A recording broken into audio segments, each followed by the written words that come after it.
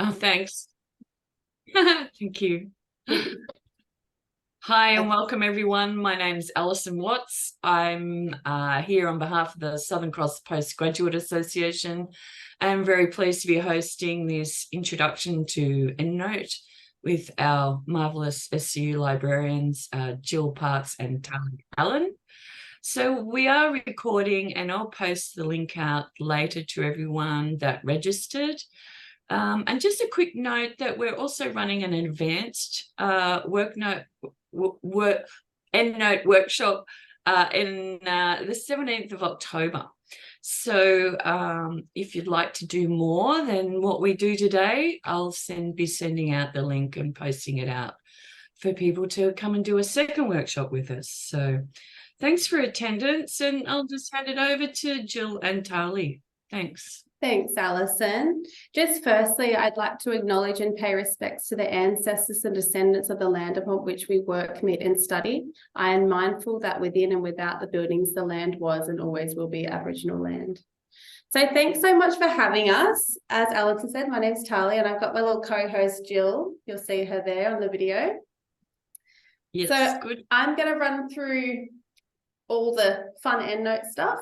And Jill is going to keep me on track and manage the chat. And if I forget anything, hopefully she'll interrupt me because we've got a lot to get through. Hopefully everyone has downloaded EndNote. I'm not going to be going through that for this session. So hopefully you've all done that. And if you haven't, we can sort that out maybe another point. I'm just going to share my screen. And just give me a thumbs up if you can see my screen, my EndNote. That'll be fab. Awesome. Thank you, Alison. Okay, so this is my EndNote library. If you've just downloaded EndNote, yours will not look like this. You probably won't have anything here at all. The first thing you need to do when you download EndNote is create your library. So to do that, all you need to do is go up here to File, and you're going to click on New. And this is where you create your EndNote library. Can you see that box there, Jill? Okay, cool. It's really important when you create your EndNote library that you don't leave it as my EndNote library, put it something relevant to you. So mine's Tali EndNote library or whatever it needs to be, but something that's relevant to yourself. Don't leave it as my EndNote library. And then you'll save it. Now I'm just going to show you, hopefully this will show you mine. Jill, can you see that? Okay. Sorry. Yep, your all your references, that's what we're in. Oh, and I was looking at my documents. That's okay. I'm going to have to share multiple times. So in my documents, I've got my Tali EndNote library. And if you click on that, what you want to do is you want to have your .enl file, so your EndNote library and your .data file together. Okay, so it needs to be kept together. When you create your EndNote library, do not put it on the cloud. It needs to be on your hard drive of your computer, so preferably in your documents. And those two files need to be held together. Your .data file holds all your PDFs. So if I just open mine up, these are all my PDFs in here. And that's all linked to your EndNote. So two important things: keep it on your hard drive in your documents and keep the files together. Okay, I'm just going to go back and share my EndNote library again. Okay, so that's the first two things. Now, EndNote has within it a whole lot of different output styles. So depending on what your referencing style is, you may need to change it. So mine's set at APA 7th at the moment, but to change that, all you need to do is go up the top here and click on Tools, and you can choose Output Styles. And you can see there's a whole lot of output styles listed here. So I've just selected the APA 7th one. But you can also open the Style Manager, and there's hundreds within this. So there's a whole lot of different referencing styles that you can choose from. Could I just ask, Jill, can you mute, please? Thanks. So you can choose a whole lot of different styles in here, depending on what you're doing. You know, if you're publishing a paper, they might ask for a totally different referencing style that you haven't used before. And so it may be that it's listed in here. We also have some styles that have been slightly edited that SCU has edited. And so, for example, the Harvard style, you can download from the Endnote LibGuide, which I can show you just a minute. And so you can download that style and import it into your Endnote. So I'm just going to reshare and show you that quickly. If you didn't already know, we have our Endnote LibGuide. Can you see that? Cool. So our Endnote LibGuide is, if I go back to the library website, if you don't know where it is, if you scroll down and down and down, you'll see library guides. And then you want to click on referencing, and we've got Endnote. So everything I'm going to go through today is actually in the guide. So if for whatever reason there's something that you're not sure about or you can't remember, this is the place that you need to go back to. So maybe bookmark this page would be a good process to have. And so this has got everything in there. We've got a whole lot of different sections, but there is, for output styles, I have to remember where it is. I've just put the link in the chat as well. Oh, thank you. So you can download different styles from in here, additional output styles. There it is. We've got too many tabs. And you can download some SCU styles that we have edited. And it's just a matter of clicking on it, downloading it, it'll import into Endnote, and then you just will need to rename it. So it's pretty straightforward. So that means when you go to save it, you go save as. Yeah. Right. Okay. So I'm just going to go back up to my Endnote and I'm just going to show you how to set it up correctly. So these steps are really important to do at the very beginning when you first downloaded Endnote. So I'm going to go up to edit because I want to show you how to do PDF management and setting up the find full text function. So we're going to go to edit and we're going to go down all the way to the bottom to preferences. So it brings up all this information here. There's lots of your settings are set up in here. I'm just going to go to the find full text section. And what we've got here, these open URL paths, so this one here and this second URL are really, really important. And so what we need to do is go back to the LibGuide. Shall I just reshare?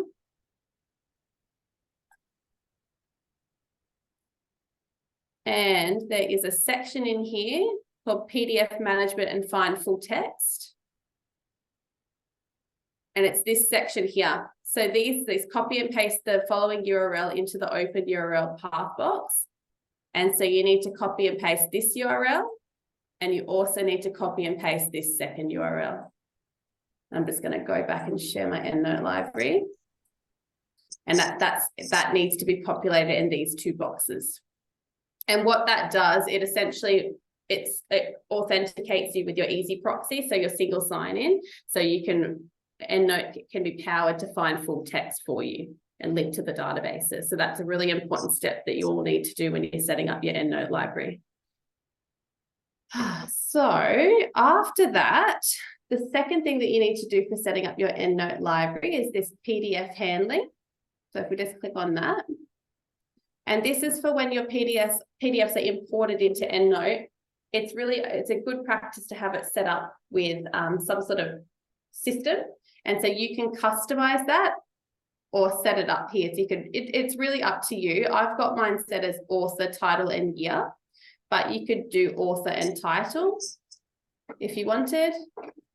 And that's actually an additional one they have there now, author, year, title. They didn't have that there before. So it's just a naming convention essentially, but it's good practice to have that set up. If you don't rename, it means the PDFs are going to come in, as they do when you download them with all sorts of funny stuff on them. So it's good practice to do that.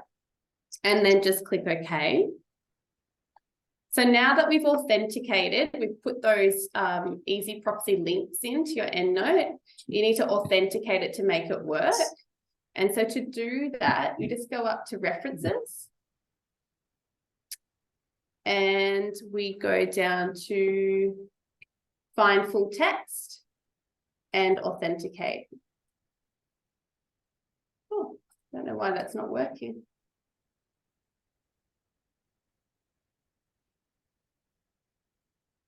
I'm not sure, it's not working today. Let's have a look. Oh, there we go. Now it's working. So it should bring up this single sign-in box. So this is just your short username and password that you use for the databases. So I'll just put mine in.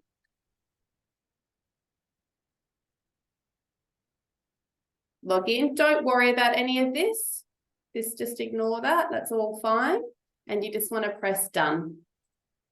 Okay, so you should be authenticated now. And that's just meaning all of that's connecting to the databases.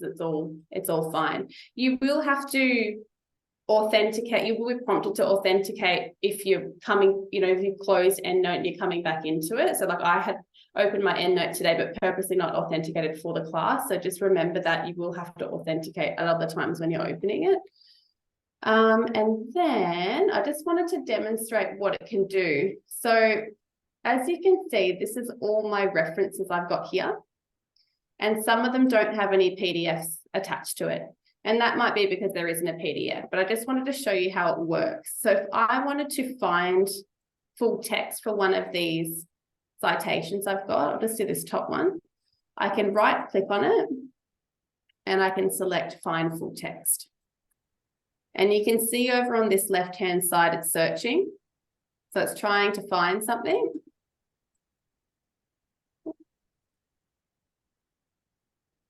And it's actually found something else, but for this one, I think it should have just found a URL. Oh no, it hasn't found anything actually. I'll try another one. Try this one. Text, so searching, thinking, doing.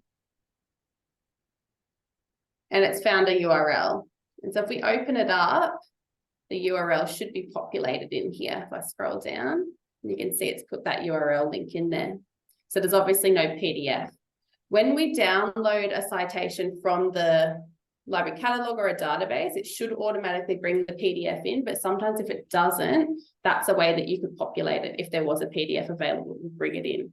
And then of course it will then go and live in that .data folder on your desktop as well. I'll just check the chat. That's okay. I've just sent some links in there. So okay, cool. Awesome. Don't you worry about chat, young lady. I got too many things on my screen. So just as an overview about Endnote, so obviously these are all the references that I've imported myself. But if I wanted to edit one of my references, and you might find sometimes because we've imported these references from a database, sometimes it doesn't populate correctly, like things might be in the wrong field. So if I wanted to edit that, you just double click on it.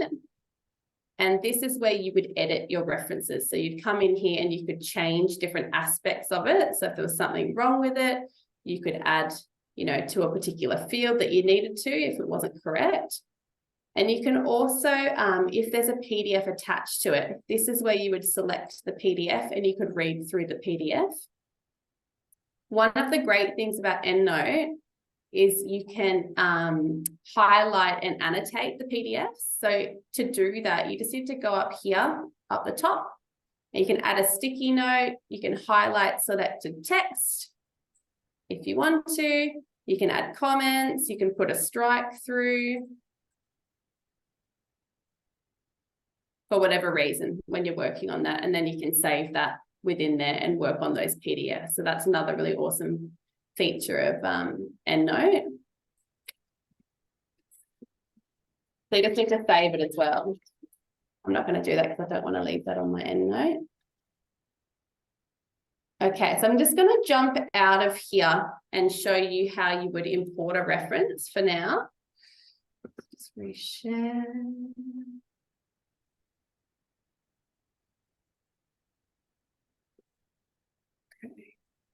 So I'm just going to go to the library catalogue and I'm going to do a little search for, I'm just going to do my usual search that I do, which is Sylvia Plath in poetry, because you can tell I'm a Bachelor of Arts student from back in the day. And so what I'm going to do is I'll come into the catalog. I'm going to filter on peer reviewed because I want a journal article. And I'm just going to select this top one here. And you're going to see how easy this is. So I'm just going to click on the title. And it will bring us into this area which has some more features. And to download this particular citation, all I need to do is select this Endnote button and select download. And so when you download it, you can double click on the file and it will bring it in to your Endnote library. I'll just have to reshare.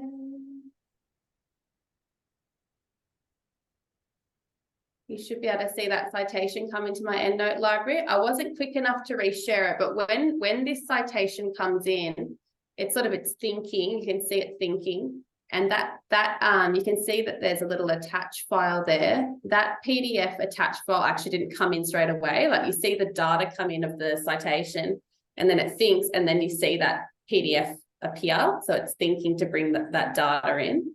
And so that's all it is. It's very, very simple and straightforward.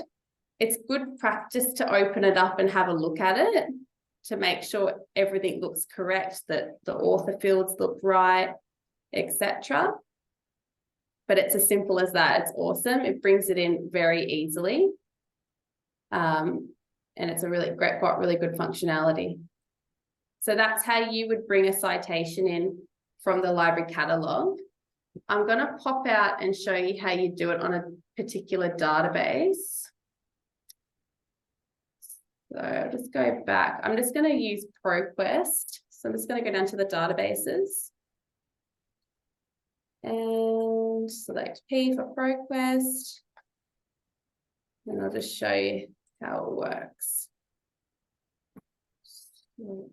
Just do a search.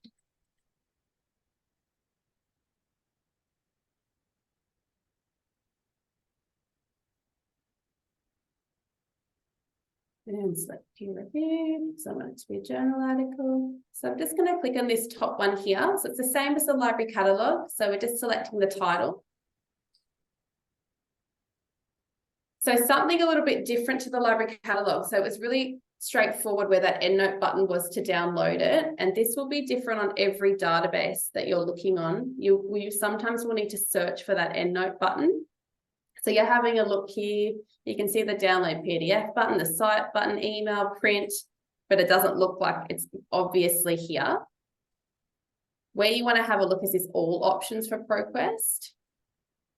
And it brings up all this other functionality.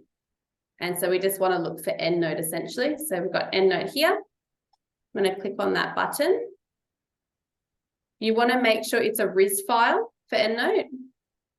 So if there's an option to select the type of file, make sure it's a RIS file. And then all you want to do is press continue. And it should think, and then hopefully it will download that file. And just the same process as before, once it's downloaded to your documents, your downloads, you just click on it and it will open in your Endnote. Just like magic. It's fantastic. So that's how you import references from a database and the library catalogue into your Endnote.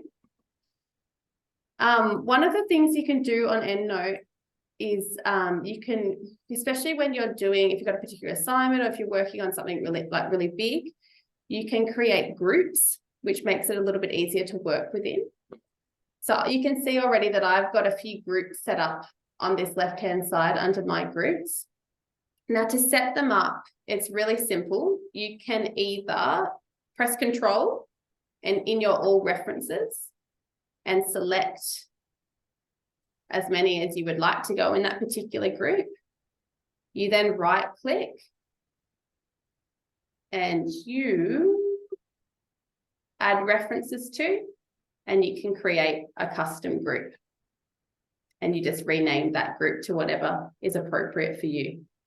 So that's one way of doing it. You can also do it a second way by clicking up on my groups here. right-clicking and create custom group. So that's your options to create a group. It's quite useful to, if you have a lot of references, to manage them by putting them into groups. It's a good way of dealing with them all, especially if you've got, thousands, something like this. You've seen EndNote libraries with thousands of references. So that's a good way of dealing with it, just by putting it into a group. So there is another option as well. So if you just go up to the menu up the top there and click on groups and go create group. I mean, why do we need 3 different ways to create a group?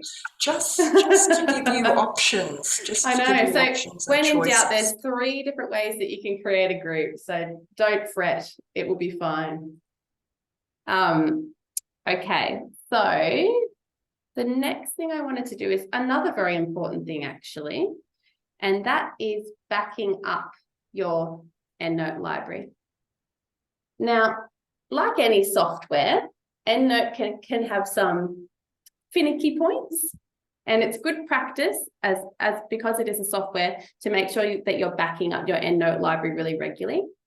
Now, to do that, it's really simple. You just go up to File, and you want to compress your library. So make sure everything has your file attachments in it, so with file attachments, and you want all your references. And it's just a matter of selecting next and then saving it. Now you want to make sure that you are labeling it as a backup. So say backup and put the date preferably, so you know when you backed it up. Now with your backup, you can save it on the cloud, and you could save it on an external hard drive. But it's a backup. So if you want to have your working library, and then you'll have backup. So when you back your library up, you want to continually be using your working library. So for example, my Tali EndNote library, I don't want to be working off my backup library. All it is a backup in case something happens. So it's good practice to have it somewhere else. So on a hard drive, external hard drive or something like that. So you can also email yourself a copy of it. Yeah. So that it's on your email, and you might create a folder in your email just to regularly send yourself a backup. Yeah, thank you. But yeah, so it's good practice to make sure you're backing up your EndNote library fairly regularly. Depending on how often you're using your EndNote library, that might vary. If you're using EndNote all the time, you might want to be backing it up weekly. It just depends on how many references you're importing into it and how often you're doing it. Like I would only back up my EndNote library maybe monthly, because I'm not using it as much as, you guys are going to be using yours potentially, but it's really good practice to do it. As I said, like any software, you don't want to get in trouble. And Jill and I have seen problems where something's gone wrong in their EndNote library and they don't have a backup, and it makes our jobs really difficult to support to ensure we can recover that library if there's no backup. So really good practice to make sure you're doing that. Can I just talk about the library preferences while you're talking about the backup? Yeah. Just when you're setting your preferences, I'll share my screen quickly if I can. Yeah. So in that preferences, so when Tali was talking earlier about creating your library and putting it in a path on your hard drive, so under library preferences, there's this: when EndNote starts, open the specified library, and you've got these options. So sometimes, people who have shared libraries, for example, there might be more than one library. Now, we don't recommend working with more than one library. So it's the best setting to keep it on open the specified library and put the path in there. So it will basically automatically find that if that's what you've been working with. Where people can get into problems is if somebody shares a document with them and then they have, so that's got a traveling EndNote library or something like that. And if you've got it set to open the most recently used library, and that also is where we see problems when you've done a backup library, so you've got a backup copy on your hard drive floating around, and then suddenly you realize, oh, I'm working with the wrong library, or my library looks different. This setting can help solve that problem before it happens and gets out of hand. So if you can remember to go back into your preferences, go to libraries, and click on your path for your working library. That's all. Jill, do you want to, while you're sharing, because I'm going to move on to Cite While You Write now, do you want to just Vanessa ask that question about doing a manual import for the PDF? Do you mind sharing that while you're there? So again, in your find full text and PDF handling, there's a little option where Tali was talking about how you import them. There's an option down here, enable automatic importing. So a lot of you might have already collected a large number of PDFs that you've got stashed on your computer, and you want them to come into Endnote. So what you can do is create a folder for those PDFs and then direct Endnote to that folder and click on enable automatic importing. And you can also save, so if you're saving a PDF from something else, if you save it to there, and then Endnote will be able to import from that folder. Now, the references will be created if the PDF has got a DOI. So that's basically all the information that Endnote needs to create a reference is that DOI. So some of your PDFs, if they're older ones, might not have a DOI, so you might have to manually add the reference details to that. But that's also another handy thing to look at to enable automatic importing. Okay, and then I don't know if you did references manually, Tali? No, so you would just go, so you just go reference, add new reference. So you'd be clicking on the type of reference here from a drop down. Your most common one will be journal, article, or book, or a book section or chapter.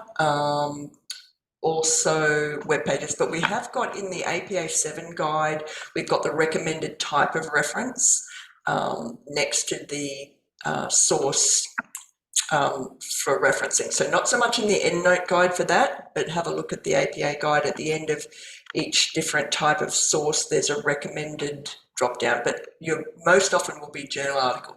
Don't pick, I think it's, don't know if it's still in here, online article or something like that, because that's not helpful.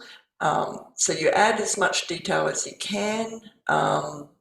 Again, if you've got a DOI, that's sort of really helpful, but basically if you don't have a DOI, you'll hopefully get a URL that you can add. So just remember, in terms of your referencing, you just need author, year, title, and the source where it comes from. So the source might be the DOI or it might be the URL. And you can add comments, and you can add abstracts, you can add lots of things to that. And then you click that to save it. But the other thing is when you can check what your reference looks like by just dragging up that. So this is basically your reference preview. Okay, so you can check your reference there before you insert it into your document to make sure it looks how it should look, and you can compare that to the library guide for referencing. Okay, and so say if there was something wrong in there, I just go into edit and change something. Remember, for organizational authors, you need to go, say, World Health Organization, but you need to put a comma at the end of an organizational author. Otherwise, it will display as the surname is World Health and the first name is organization. All right, so just remember that for organizational authors. Okay. That's something we get asked all the time, isn't it? Okie dokie, thank you, Jill. I'm going to move on to Cite While You Write. So Cite While You Write, or EndNote 20 it's called now, I guess. It used to be called Cite While You Write. is essentially working within your Word document, which then speaks to your EndNote library. And so this is where you'll mainly be working when you're populating for your assessment or your thesis or whatever it is. And to do that, all you need to do is open Word, and hopefully you have this EndNote 20 ribbon up the top. If you don't have that EndNote 20 ribbon, there are ways that you can get it back. I recently had mine disappear randomly, and there's a few different ways you can get it back. But if that's something that's happened, you can get in touch with us and we can try and sort of get that back. It's just, again, another technological thing. These things just happen. So this is also where the magic happens. So this is where you're going to be working. Now, if I wanted to insert one of my references, so I'll just do, I'm going to type a few bits and pieces. So I now want to put my reference, my citation in here after what I've written. Now, to do that, all you need to do is go up here to this Insert Citation button and select Insert Citation. And so it will bring up this box, and you'll need to search for whatever author that you want to put into your EndNote, your Word document. So I'm just going to search one of my authors. So I'm going to do Barnes. And you can see this is the particular one that I want to import. So all you need to do is press Insert. And you can see that my reference has now come in. Okay, so just like that. One of the things you need to be aware of when you're using your site while you write is that, see how when I click on this, it's grey behind, and down here it's the same. This means that there's data. So there's data sitting behind this Word document. So it's actually not like a normal Word document anymore. There's data sitting behind that. So that means that you shouldn't just go, oh, backspace and delete. The data will still be sitting there. So if you wanted to edit this reference or delete it, you need to go through a manual process, which I'll show you, to get rid of it. So don't just go, oh, sick of that, and press backspace. It's still going to be sitting there. Okay. So if I wanted to edit this particular citation, you just need to highlight it. And then you want to be using these functionalities up the top here. So I'm going to select this Edit and Manage Citations button. And it brings up this little box. So you can see that's my reference. It's all the detail. But to edit the citation, I've got a bit of functionality here. But I've also got functionality also up in this little box, this little drop-down box next to Edit Reference. So if I wanted to delete this reference, I would select this Remove Citation button. That's how I would get rid of it. So I'll just delete it so you can see. Now it's gone. Okay. Just going to pop it back in. So it's back. If I wanted to add, say, a page number or add any other information into this, so say I was doing a direct quote, I needed to put the page number. I would again need to press this Edit and Manage Citations button. And we've got some options here. We've got a prefix and suffix and the pages. If I wanted to put something before the citation, so maybe see also,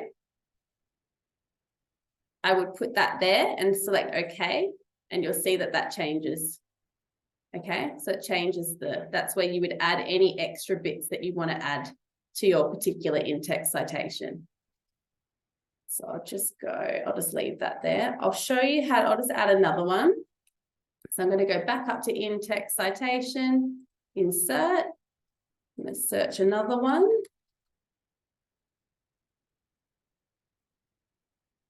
Now, if I wanted to make sure that I was using an author dominant or prominent citation, so I wanted to have, say, Talia Allen said this, like not the citation at the end of the sentence, you can select down here in insert for it to display as author year in brackets. But you also have other options where you can just do insert and exclude author, insert and exclude year, or you can just have bibliography only. So they're your options. I'm just going to show you this top one with just author year. And you can see how that changes the display for this particular one. And then I could say something like stated that blah, blah, blah, blah, blah. Okay, so they're the two. So you've got options there. You could also go in and change that if you wanted to change that back by clicking on the edit and manage citations. And you can choose this formatting option to change the display if you wanted to.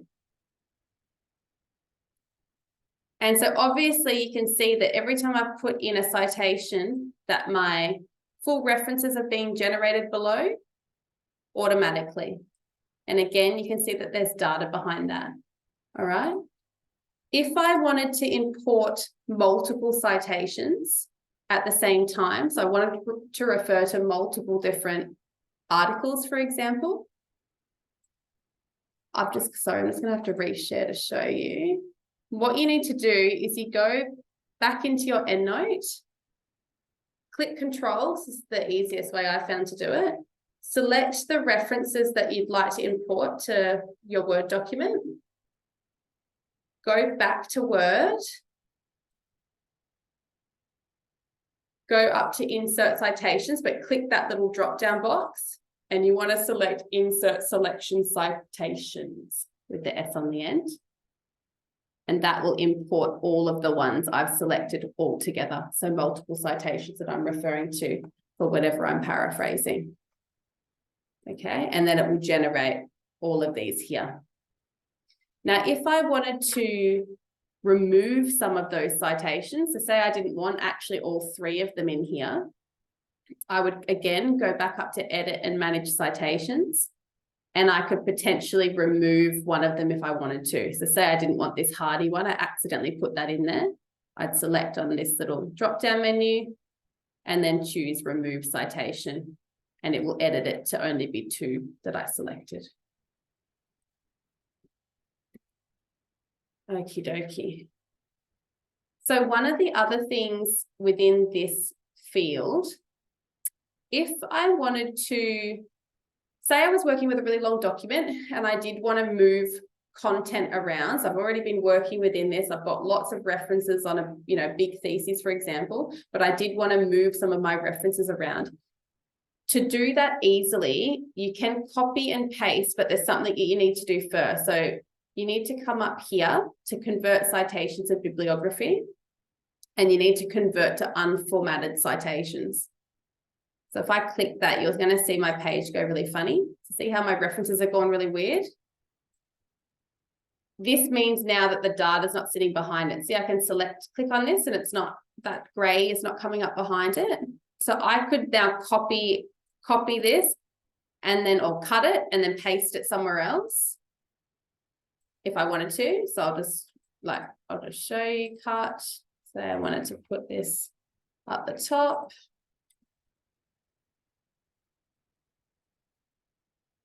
And then to make this have the data behind it again and make it a live document, you just need to go up to update citations and bibliography. And now it's all back. And you can see that the data again is behind it. So if you are copying and pasting, that's the way that you need to do it. Make sure you choose convert to unformatted citations and then copy it and then put it back, update citations and bibliography. Jill, have I missed anything in that? Hopefully. Did you do, sorry, I haven't been paying attention to the chat, but did you do, say, group organizations like as the author, so you can edit that and change it like prefix and suffix if you write in there? Yeah.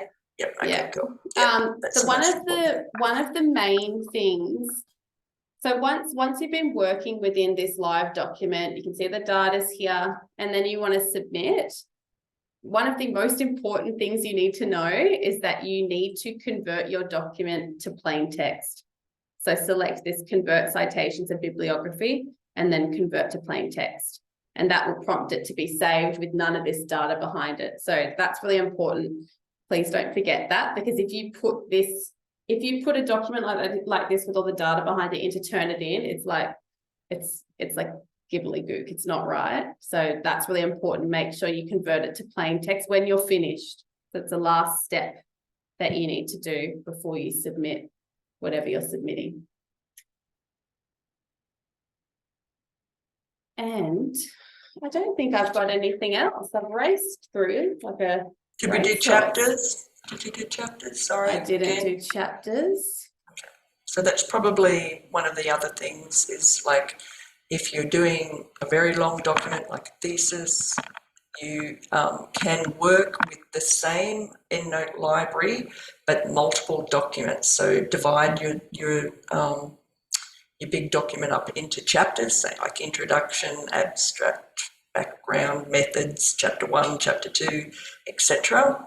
And then you would merge them at the end by following that procedure that Tali just showed you. So you can basically cut and paste and cut and copy to another new document and then update your bibliography rather than working with one huge long document. So that would be the other big tip. And I'll just show you quickly the other thing before I forget it is when you see in here in my library I've got record number, so that becomes really helpful, and that's basically just the order of the references as they're added to your EndNote library. But it can become important for troubleshooting and for checking duplicates. So if you go to edit preferences, and now it's going to crash because it's tired.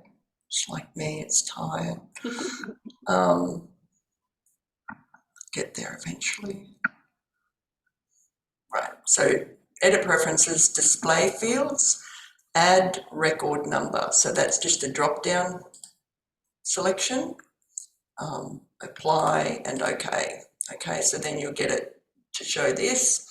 And you might not think anything of it now, but that will save you, particularly if you have a huge EndNote library, that will save you trouble later. If you need to screen for duplicates, basically when you're screening for duplicates as well, the other tip is you'll get a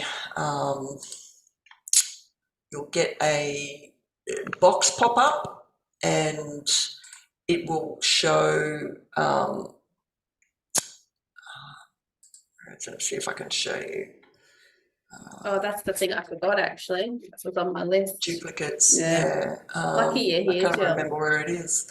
Find, okay, so if I go find duplicates, oh, what a shame, I haven't got any duplicates. I've been too good at maintaining my library. So a box will pop up with the duplicate records next to one another. So that record number will tell you which one you got first.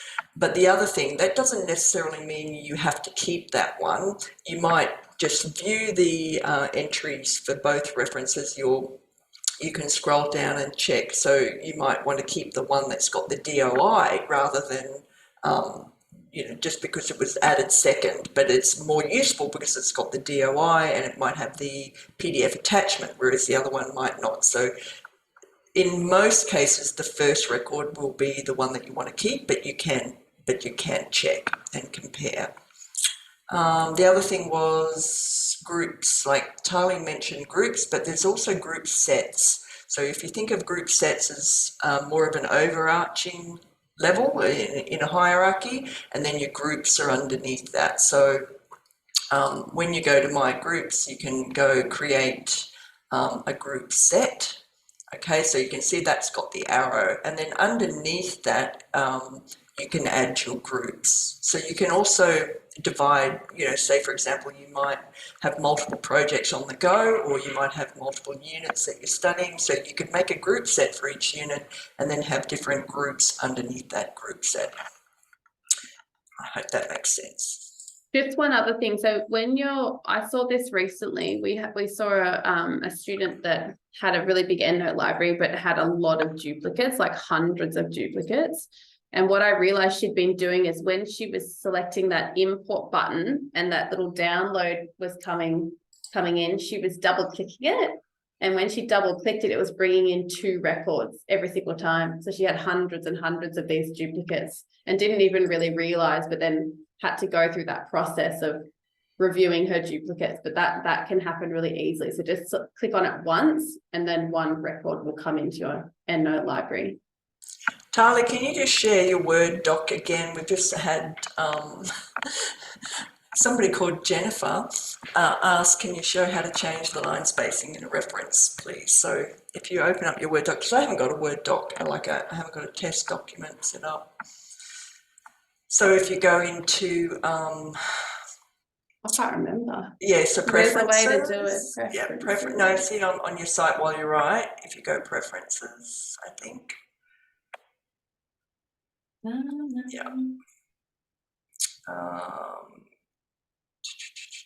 Is it in there?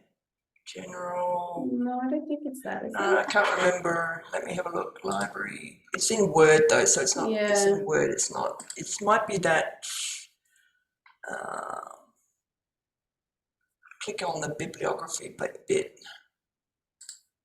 No, yeah. So if you click on.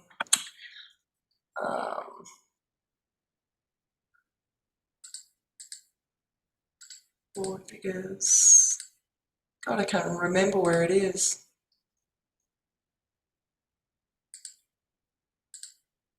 There is a way to do it, but I've forgotten. Yeah, there is. I can't remember either. I think update citations and bibliography. Is it? Update citations. No, no. Update's just. No, that's not doing it. No. Is it in styles? No, it's not in styles. No worries. It is in Word, but I just can't remember. Tools, preferences. It's in like something like this where you go in and there's yeah. Try layout, Jill. Layout. Oh, up here. Yeah. Cancel. And down in the little arrow under in there. Yeah. Ah, I think this is it. And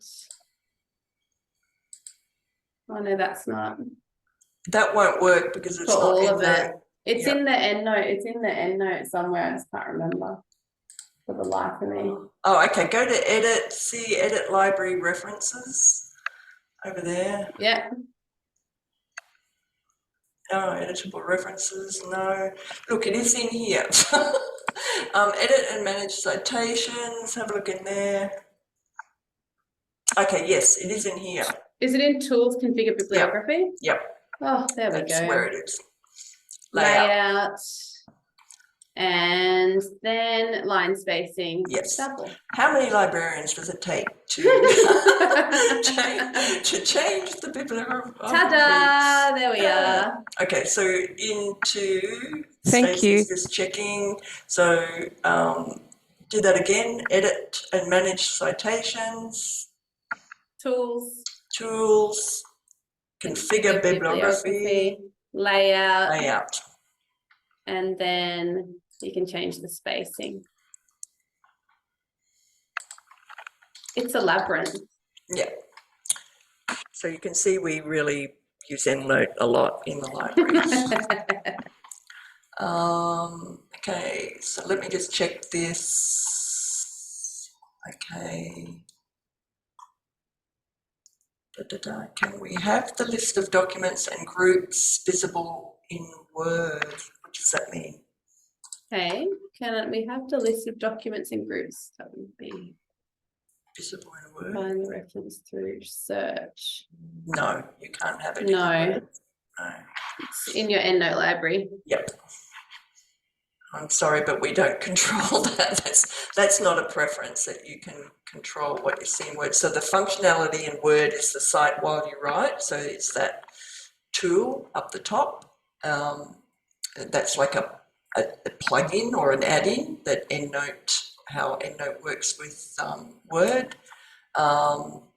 So you're talking about when you actually search. So you can always just click in when you're clicking on that insert citation,